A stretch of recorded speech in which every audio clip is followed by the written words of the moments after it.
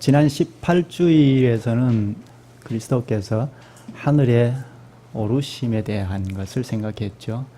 제자들이 보는 가운데 땅에서 하늘로 오르셨다는 것을 고백했습니다. 오늘 내용은 그리스도께서 하늘에 오르셔서 하나님 우편에 앉아 계시며, 그리고 살아있는 자들과 죽은 자들을 심판하러 오실 것, 재림을 같이 고백을 합니다. 하나님 우편에 앉아 계시는 것과 재림을 같이 고백을 합니다. 그러니까 두 가지를 같이 생각을 해야 하겠습니다. 먼저 하나님 우편에 앉아 계시며, 이 말은 하나님 우편에서, 즉 하늘나라에서 무엇을 하고 계신다는 것을 표현한 것입니다. 따라서 우리가 하늘나라에서 그리스도께서 무엇을 하시는지에 대한 깨달음이 있어야 그 깨달음을 가지고 하나님 우편에 앉아 계시며라는 고백을 해야 생생한 고백을 할 수 있죠. 하늘나라에서 무엇을 하시는지를 인식하지 아니하면, 의식하고 하지 아니하면 그냥 주술이 되죠. 그냥 어떤 주문을 외우는 것이 되죠. 옛날 할머니들이 비나이다 비나이다 하면서 복을 달라고 비는 것과 흡사하게 되죠. 우리 기독교가 기를 흉을 점치고 화복을 비는 종교 정도가 아니죠.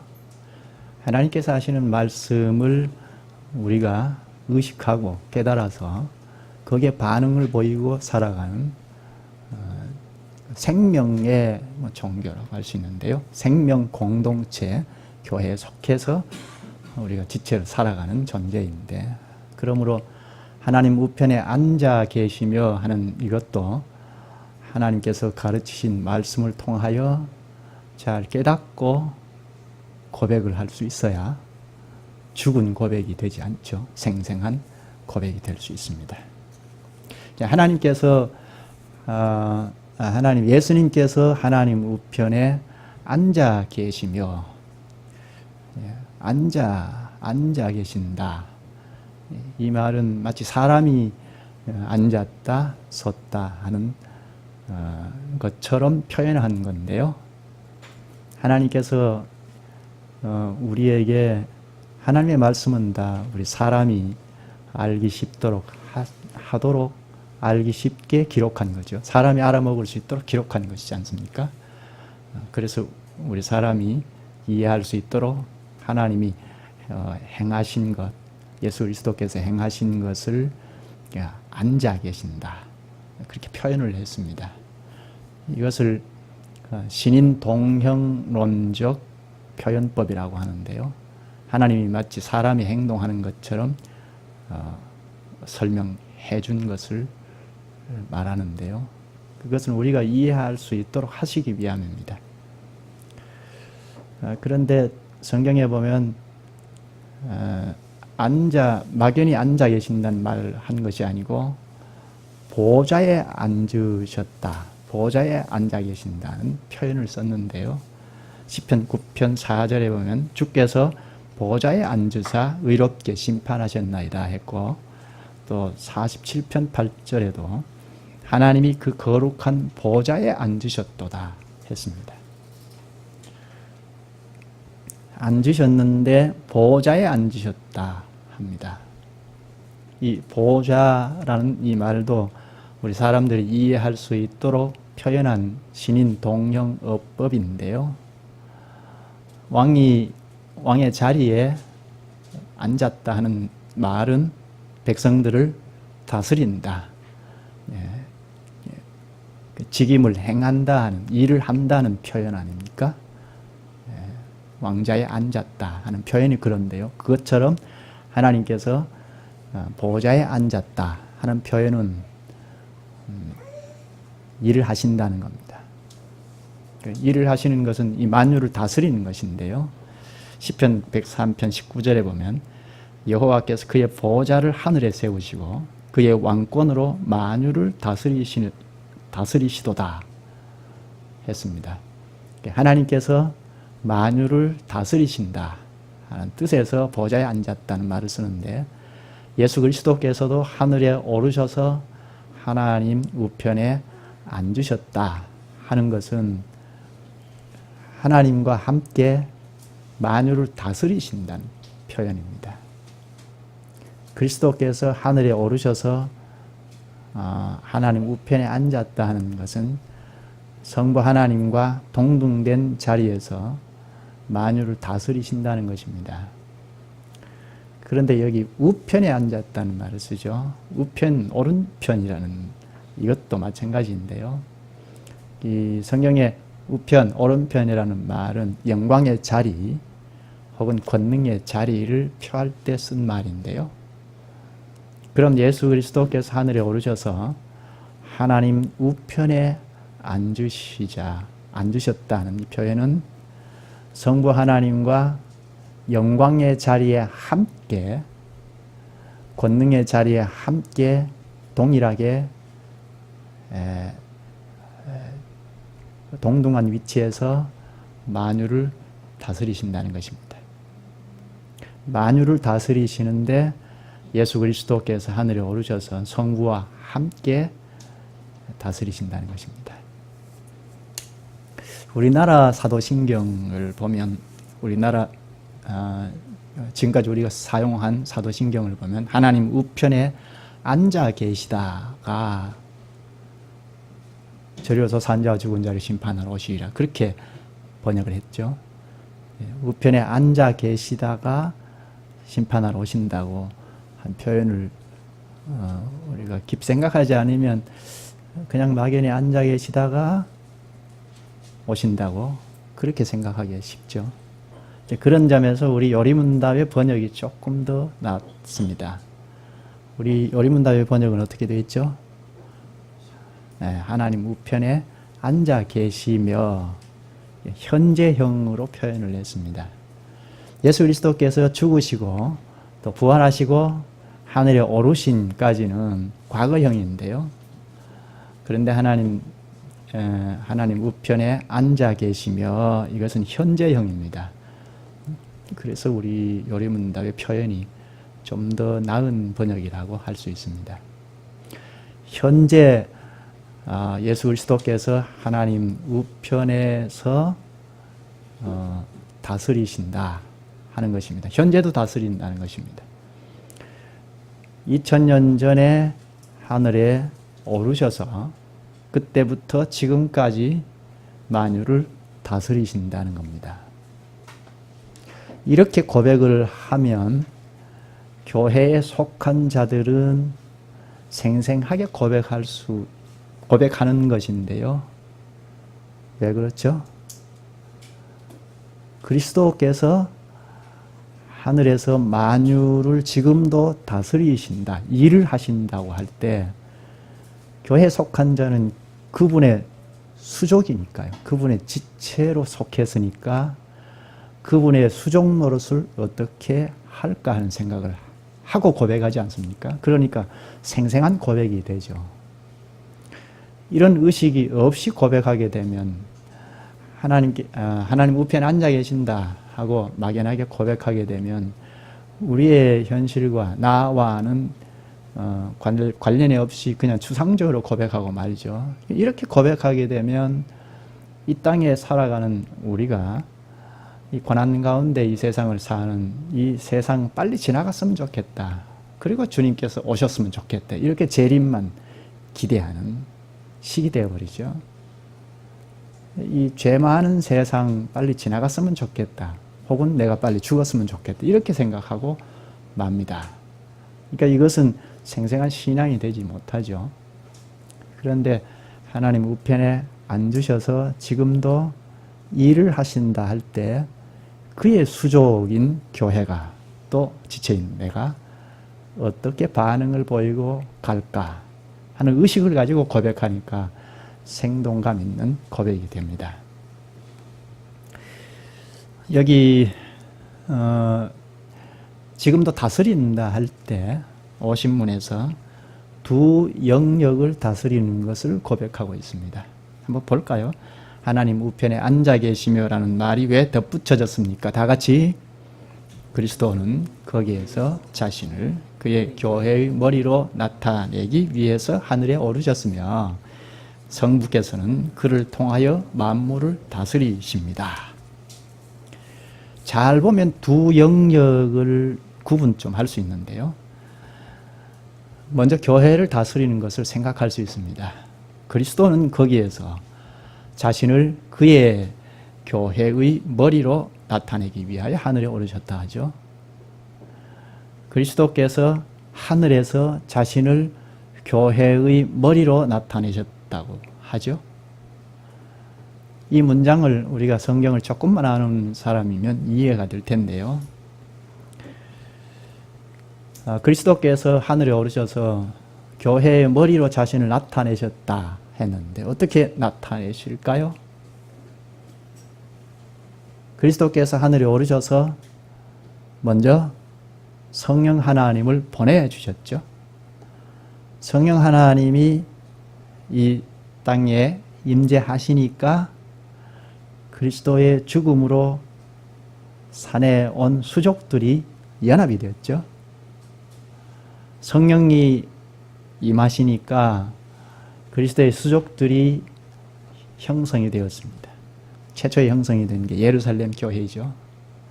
교회가 형성이 됐다는 것입니다. 그런데 이 교회는 사람들이 조직이 된 조직체가 아니고 하늘에 계신 그리스도의 수족들이 연합체이니까 그리스도의 몸체이고 이 교회를 보니까 머리가 그리스도라는 겁니다. 이렇게 그리스도께서 교회 머리로 나타내신 겁니다. 성령을 보내셔서 교회를 형성하여 자신이 교회의 머리인 것을 나타내신 것입니다. 이 내용의 증거 구절이 에베소서 1장 22절인데요.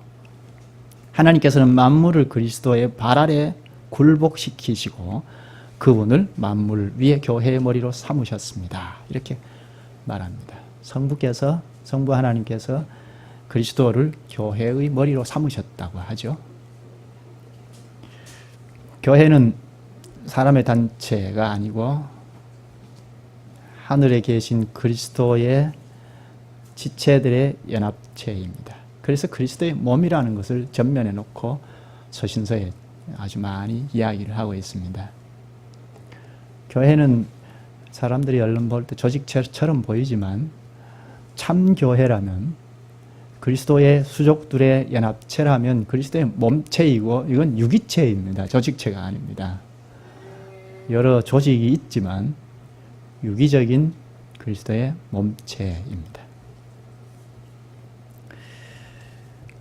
그러니까 그리스도의 몸이니까 하늘에 계신 그리스도께서 자신의 몸을 아끼고 사랑하고 보호하고 또 양육을 해서 성숙시키고 그리고 할 일을 하게 하시고 하시겠죠?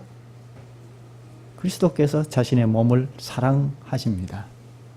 사랑하시기 때문에 여기에 말씀으로 오셔서 말씀을 하셔서 그리스도의 수족들이 그리스도에게 연합이 되었으니까 새 생명이 있지만 이 새 생명이 힘차게 발휘하도록 말씀의 양식, 말씀이 새 생명의 양식이지 않습니까? 베드로전서 2장 2절에는 신령한 젖이라고 하는데 이 신령한 젖인 말씀을 공급해 주셔서 자꾸 생동감 있게 새 생명을 발휘할 수 있도록 하십니다. 자라가게 하십니다. 또 성령 하나님께서 여기에 선물로 주셔서 힘을 자꾸 북돋워 주십니다. 그래서 그리스도의 수종 노릇을 하도록 하십니다. 이게 그리스도께서 교회를 사랑하시는 현실인데요.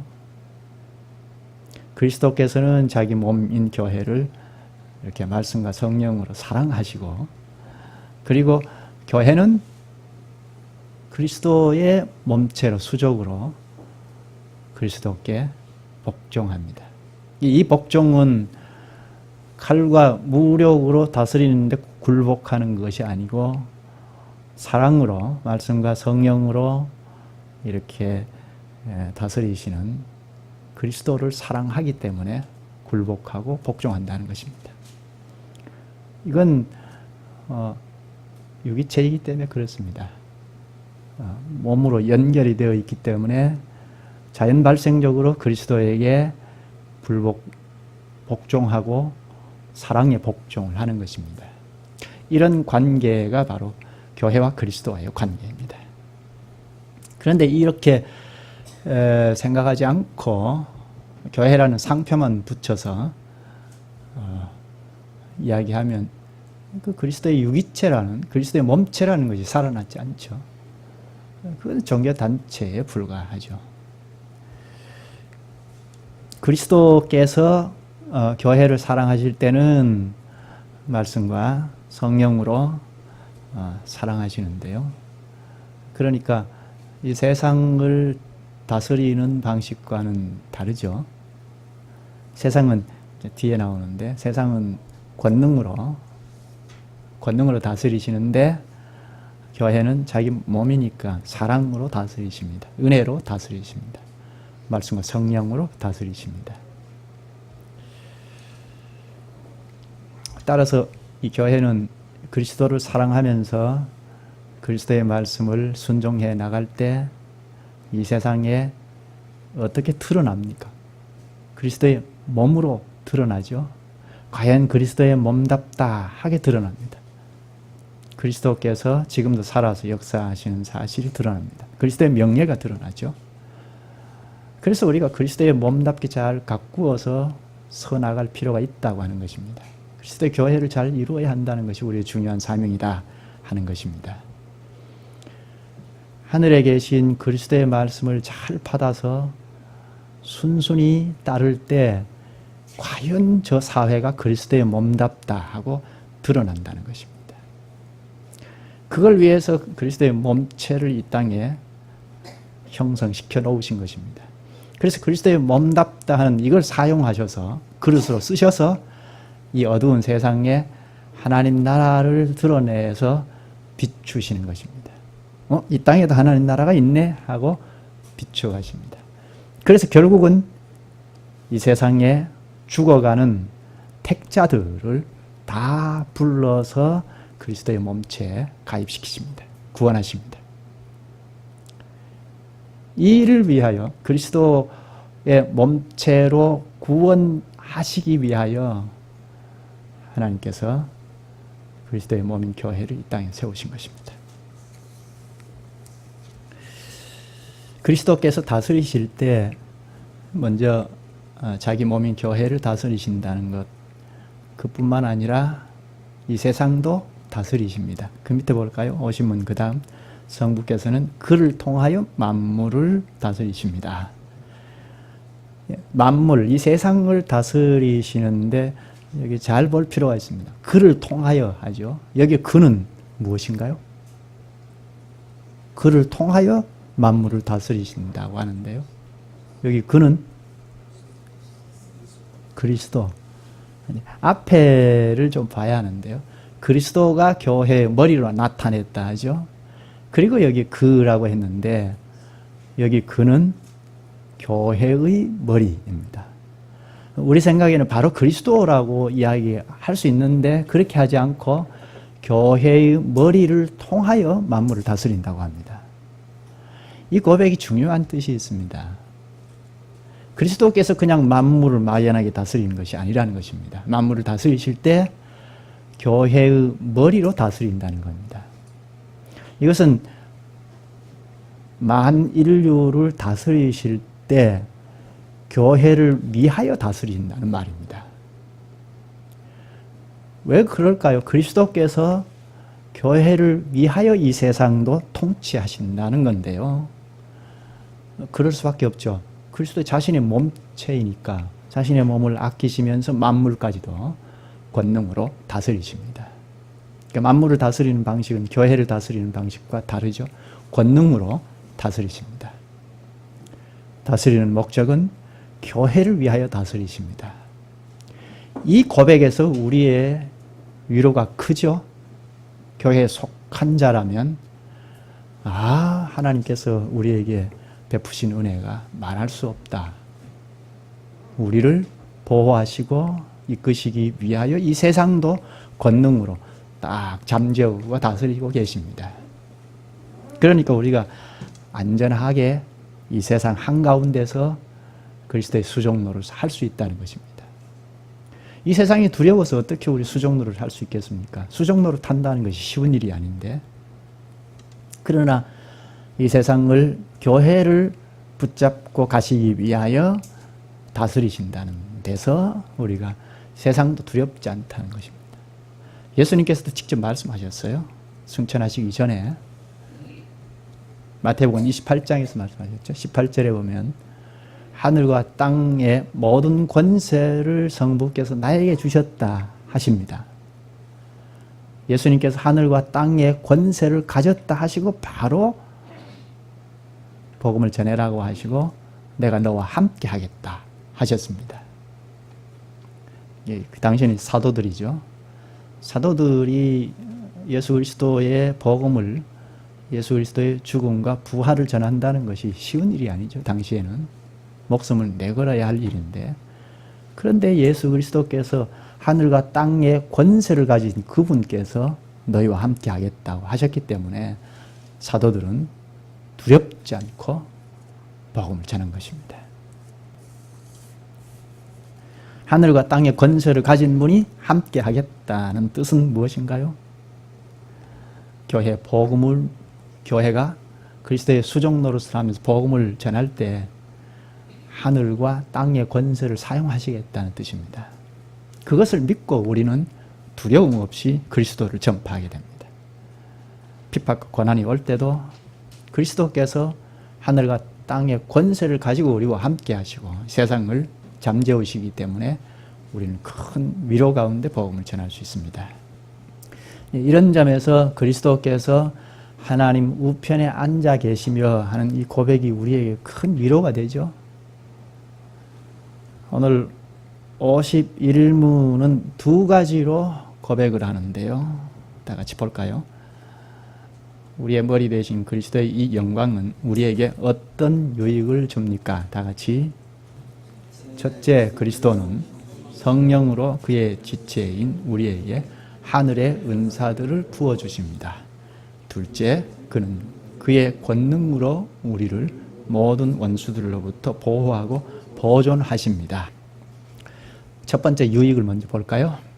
첫째, 그리스도는 성신으로 그의 지체인 우리에게 하늘의 은사들을 부어주십니다. 여기 하늘의 은사들, 성령의 은사들인데요. 이 은사를 선물로 고쳐도 좋겠습니다. 은사가 우리나라 교회 현실에서는 오해의 소지가 굉장히 많은데요.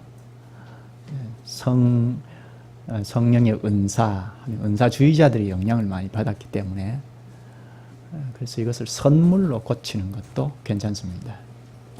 하늘의 선물들이 무엇인가요? 그리스도께서 지체인 우리에게 하늘의 선물들을 주셨다고 하는데 여기에 대한 증거 구조를 좀 찾아보죠. 사도행전 2장입니다. 사도행전 2장 33절에도 있고 에베소서 4장 8절도 증거 구절입니다. 우리가 이미 그리스도의 몸에 대해서, 교회에 대하여 배우면서 이 은사, 선물들에 대해서는 반복해서 배웠는데요. 그것을 생각하면 좀 어렵지 않을 것입니다. 그리스도께서 하늘에 오르셔서 10일 후에 성령을 보내셨죠. 이 땅에 40일 동안 계시다가 하늘에 오르셔서 10일째 되는 때에 성령을 보내주셨습니다. 그래서 성령이 강림하실 때가 오순절이라고 하죠. 부활부터 50일째 되는 오순절이라고 하는데요. 네, 사도행전 2장 찾았으면 33절을 보죠. 하나님의 오른손으로 예수를 높이시매, 여기 높이셨다는 것은 우편에 앉히셨다는 말입니다. 같은 말입니다. 우편에 앉히심에 그가 약속하신 성령을 아버지께 받아서 너희가 보고 듣는 이것을 부어주셨느니라. 사도들이 복음을 전할 때 한 말인데요. 그리스도께서 약속하신 대로 성령을 보내셨다는 말을 하죠. 성령을 주시니까 교회가 형성이 되었죠. 예루살렘 교회가 형성이 되었습니다. 사도를 중심한 예루살렘 교회가 형성이 되었는데 그 교회로부터 오고 오는 모든 참 교회는 성령을 선물로 받습니다. 하늘의 선물은 성령을 주시는 것도 하늘의 선물입니다. 성령을 주시니까 초기 당시에 성령이 임하니까 무슨 일이 생겼죠?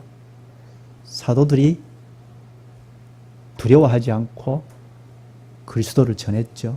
그리스도의 죽음과 부활을 전했습니다. 사도들이 두려워하지 않고 전할 수 있었고 성령이 강림하니까. 그리고 그 복음을 듣고 회개하는 일이 생겼습니다. 자신을 내려놓고 그리스도에게 부복하는 일이 생겼습니다. 그래서 세례를 받고 교회를 형성하게 되었죠. 이런 것들이 다 하늘의 선물들입니다.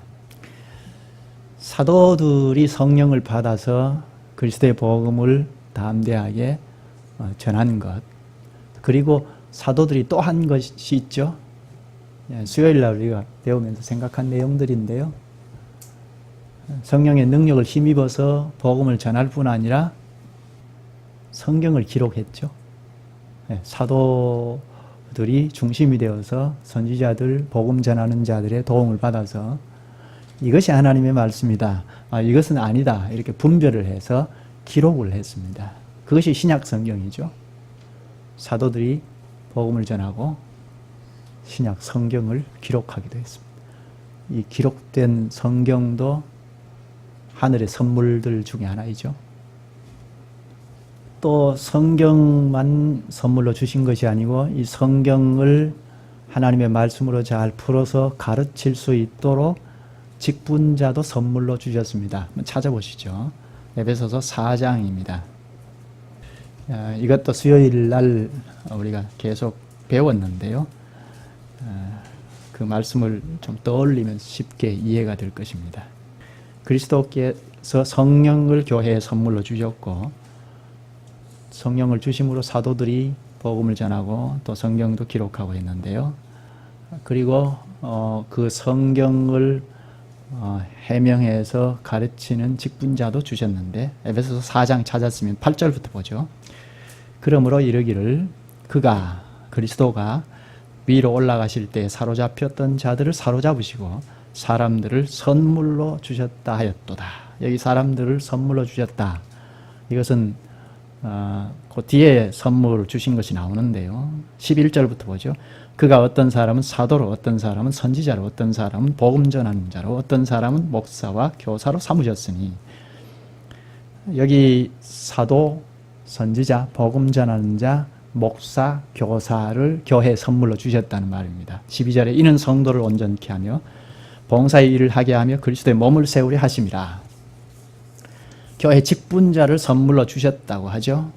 사도, 선지자, 복음 전하는 자들은 그 당시에 교회 선물로 주신 직분이고, 그리고 그 이후에는 목사와 교사를 교회 선물로 주셨다고 합니다. 주신 까닭은 기록된 사도들이 기록한 성경을 해명하도록 선물로 직분자를 주신 것입니다. 이 기록된 하나님의 말씀을 잘 해명을 할 때 성령도 교회 선물로 주셨으니까 성령께서 그것을 쓰셔서 깨닫게 하시죠. 그래서 교회를 형성하고 그리스도의 몸답다하게 자꾸 자라가게 하시는 것입니다. 2절, 12절에 그 말을 하죠. 주님의 말씀이 가르쳐지면 성도들이 자꾸 온전하게 되고 또 봉사의 일을 하고, 그래서 결국은 그리스도의 몸으로 세우는 것이 목적입니다. 그리스도의 몸을 세우기 위하여 직분자도 선물로 주셨다는 것입니다. 그러면 목사, 교사뿐이겠습니까? 모든 지체들도 하늘의 선물들을 다 주셨다는 것을 수요일 날 우리가 공부하면서 생각을 했죠. 그리스도의 선물들 혹은 성령의 은사, 선물을 주셨습니다. 그래서 여기 51문에도 그렇게 고백하죠. 첫째, 그리스도는 성신으로 그의 지체인 우리에게 하늘의 은사들을 부어 주십니다. 목사, 장로, 집사뿐만 아니라 모든 지체들에게 은사들을 다, 선물들을 다 주셨다는 것입니다. 우리에게는 다 그리스도의 몸을 세워가도록 선물을 다 주셨습니다. 각양 그 선물들이 다 있어서 그것을 서로 조화롭게 협력을 해서, 협조를 해서, 그러니까 제대로 그리스도의 지체가 되었으면 비협조적이지 않죠. 자꾸 협조적이어서 결국은 그리스도의 몸답다 하는 것으로 이 땅에 딱 드러내는 것입니다. 우리가 자꾸 그렇게 가야 하죠. 그리고 우편에 앉으시면 두 번째 유익은, 둘째, 그리스도는 그의 권능으로 우리를 모든 원수들로부터 보호하고 보존하십니다. 그리스도께서 이 세상을 다스리실 때는 어떻게 다스린다고 했죠? 권능으로 다스린다고 했죠. 권세로 다스리시는데 이것은 교회를 보호하고 보존하시기 위함입니다. 이것이 우리에게 큰 위로가 되죠. 교회에 속한 우리는 주님의 보호와 보존하심 하에 있습니다. 이 세상도 권능으로 주님께서 다스리셔서 우리 교회를 지키고 보호하십니다. 증거구절을 한번 찾아보죠. 요한복음 10장입니다. 요한복음 10장은 우리가 이미 잘 아실 텐데, 그리스도께서 목자장으로, 그리고 그리스도를 따르는 제자들, 교회를 양으로 비유해서 말하는데요. 그리스도는 참 목자로, 그리고 양들은 성도들을 가리키는데, 내 양은 내 음성을 안다 하고 그렇게 가르치지 않습니까? 그런데 찾으셨으면 10장 28절을 보시죠. 내가 그들에게 영생을 주노니 영원히 멸망하지 아니할 것이요 또 그들을 내 손에서 빼앗을 자가 없느니라. 여기 영생을 예수님 손에서 빼앗을 자가 없다 하고 선언하십니다. 그리스도를 쫓아가는 양들, 오늘 그리스도의 몸에 속한 지체들을 말하는데요. 그리스도의 몸, 교회는 영생을 받은 자들인데, 그리스도에게 신령하게 연합이 되었으니까 새 생명으로 연결이 되어 있죠. 새 생명으로 연결이 되어 있으니까 영원한 생명을 가진 것인데, 이것을 빼앗을 자가 없다 하고 가르칩니다. 이유가 무엇입니까? 하늘과 땅의 권세를 가지신 그리스도께서 우리를 지키시기 때문입니다. 이 28절 앞에 보면 목자와 양의 관계를 이야기하면서 이 말을 했는데요. 사실 양은 언제든지 어느 때든지 이리에게 습격을 당할 가능성이 있습니다. 위험한 존재이죠. 그러나 여기 그리스도께서 목자장이라고 하시면서 양들이 위험하지 않다는 이야기를 합니다. 그의 권능으로 우리를 모든 원수들로부터 보호하고 보존하십니다 하고 고백하죠. 교회는 그리스도의 양떼입니다. 그래서 여차하면 길을 잃을 수도 있고 이리떼에게 습격을 당할 가능성도 있습니다. 그런데 그리스도께서 목자장이 되심으로 보호하고 보존하신다 하는 것입니다. 이제 재림이 남았는데요. 재림까지 다 하면 좀 길어질 것 같은데 52문은 다음 시간에 하겠습니다. 다음 시간에는 좀 외우는 게 쉽죠? 다 외우실 수 있을 것입니다. 52문 다음 주에 하겠습니다. 오늘 배운 이 말씀은 하나님께서 우편에 앉아 계시며 라는 고백인데요. 예수님께서 우편에 앉아 계시며 지금도 현재형으로 우리를 다스리신다는 것을 생각했습니다. 교회를 은혜로 말씀과 성령으로 다스리시고, 그리고 이 세상은 권능으로 다스리시는데 교회를 위하여 이 세상도 다스리신다는 것을 생각했습니다.